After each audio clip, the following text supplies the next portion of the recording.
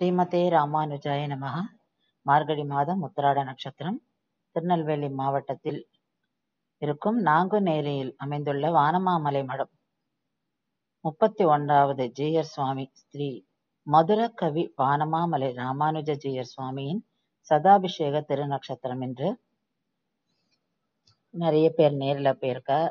நிறைய பக்தர்களால் போக முடியல, அதுல நானும் ஒருத்தி. இன்னைக்கு அங்க ரொம்ப விமர்சையா பண்ணிட்டு இருக்கா. சுவாமிகளை நான் மானசீகமா இங்கேருந்து சேவிச்சுக்கிறேன். அவரை நேர்ல சேவிக்கணும்ன்றது என்னுடைய நெடுநாள் பிரார்த்தனை. அதுக்கு ஒரு காரணம் உண்டு. என்னன்னா, நம்ம ராமானுஜரை பத்தி படிச்சிருக்கோம்.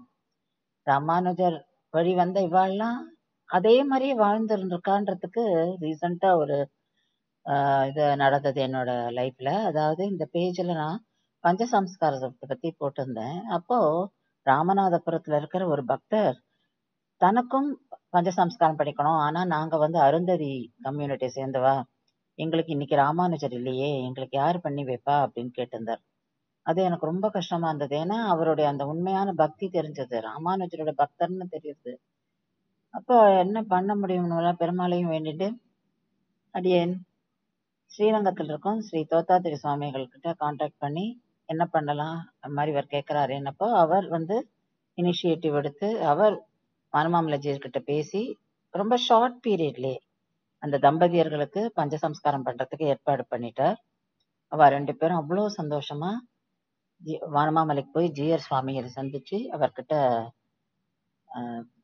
பஞ்சசம்ஸ்காரம் பண்ணிட்டா. அதுக்கு அவளுக்கு கூடவே இருந்து கைட் பண்ணி ஹெல்ப் பண்ணது ஸ்ரீ தோத்தாத்திரி சுவாமிகளும் அவருடைய பேரண்ட்ஸும்.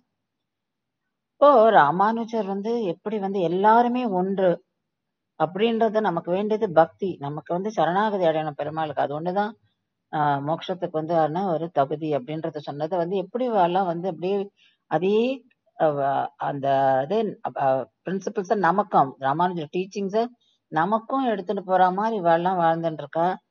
இப்பேற்பட்ட ஒரு பாக்கியத்தை அந்த பக்தருக்கு கொடுத்தார்.